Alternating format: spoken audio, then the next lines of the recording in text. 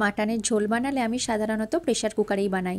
আজকে কি মন গেল, ভাবলাম আজকে আর প্রেশার কুকারে নয়, কড়াতে বানাই। প্রথমেই কড়ায় সর্ষের তেলে লাল লাল করে আলুগুলো ভেজে তুলে নিয়েছি, সেটা আর দেখালাম না, ভিডিওটা অনেক বড় হয়ে যাবে বলে। তারপর অবশিষ্ট তেলে গোটা জিরে, শুকনো লঙ্কা, তেজপাতা ফোড়ন দিয়ে পেঁয়াজ কুচি দিয়ে দিলাম। পেঁয়াজগুলো লাল লাল করে ভেজে নিয়ে এর মধ্যে আদা, রসুন, কাঁচা লঙ্কা আর একটা ছোটো সাইজের পেঁয়াজ মিক্সিতে বেটে রেখেছিলাম, সেটা দিয়ে দিলাম। তারপর সব কিছু বেশ ভালো করে ভাজা ভাজা করে নিচ্ছি। সব কিছু ভাজা ভাজা হয়ে গেলে পরিমাণ মতো হলুদ গুঁড়ো, জিরে গুঁড়ো, ধনে গুঁড়ো আর কাশ্মীরি লঙ্কার গুঁড়ো দিয়ে আবারও সব কিছু কষে নিতে হবে। তারপর মশলাটা আবারও কিছুক্ষণ ভাজা হয়ে গেলে মিক্সিতে একটা বড় সাইজের টমেটো বেটে রেখেছিলাম, সেটা কড়ায় দিয়ে দিলাম।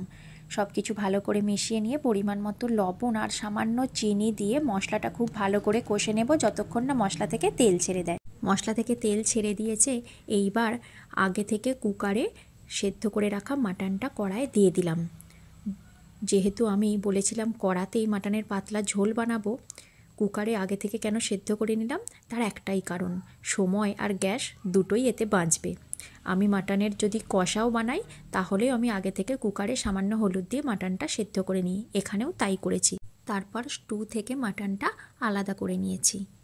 স্টুটা কিন্তু ফেলে দিইনি, সেটা রেখে দিয়েছি, মাটনটা কষার সময় সেটা কাজে লাগবে। মাটনটা মশলার সাথে ভালো করে কষার সময় কিন্তু আমি গোটা গরম মশলা জল দিয়ে বেটে রেখেছিলাম, সেটা দিয়ে দিলাম। এবারে খুব ভালো করে সব কিছু কষে নিতে হবে।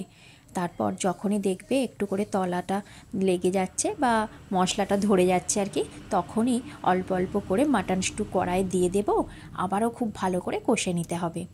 এইভাবে সম্পূর্ণ মাটন স্টুটা এই কষাতে কাজে লাগাতে হবে। যত বেশিক্ষণ ধরে মাটনটা কষা হবে মাটনের ঝোলটা খেতে কিন্তু ততই ভালো লাগবে।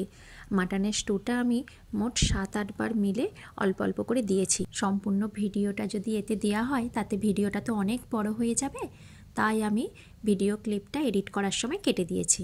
এইভাবে কষতে কষতে যখন দেখবে মাটন থেকে খুব সুন্দর তেল ছেড়ে দিয়েছে আর মাটনের কালারটাও চেঞ্জ হয়ে গেছে, তখন ভেজে রাখা আলুগুলো দিয়ে আবারও মাটনের সাথে আলুটা 6-7 মিনিট কষে নিতে হবে। তারপর ওপর থেকে ঈষদুষ্ণ জল দিয়ে নুনটা ঠিক আছে কিনা চেক করে নিয়ে, আমার যেহেতু নুনটা একটু কম ছিল তাই অল্প নুন দিলাম। ভালো করে সব কিছু মিশিয়ে নিয়ে এখন যেহেতু ধনেপাতার সিজন, তাই আমি ওপর থেকে ধনেপাতা কুচি অ্যাড করলাম। অন্য সময় হলে গরম মশলার গুঁড়ো আর ঘি দিতাম। তারপর কড়াই ঢাকনা চাপা দিয়ে গ্যাসের ফ্লেম একদম কমিয়ে 10 মিনিট রান্না করে নেব। 10 মিনিট পর কড়ার ঢাকনা খুলে দিলাম। আলু আর মাটনটা সেদ্ধ হয়ে গেছে কিনা চেক করে নিচ্ছি। দেখো আলুও সেদ্ধ হয়ে গেছে আর মাটনও দেখো খুন্তি দিয়ে কেটে যাচ্ছে। গরম ভাতের সাথে পরিবেশনের জন্য মাটনের পাতলা ঝোল একদম তৈরি। আজকের রেসিপিটা কেমন লাগলো কমেন্ট করে জানিও, ভালো লাগলে পাশে থেকো।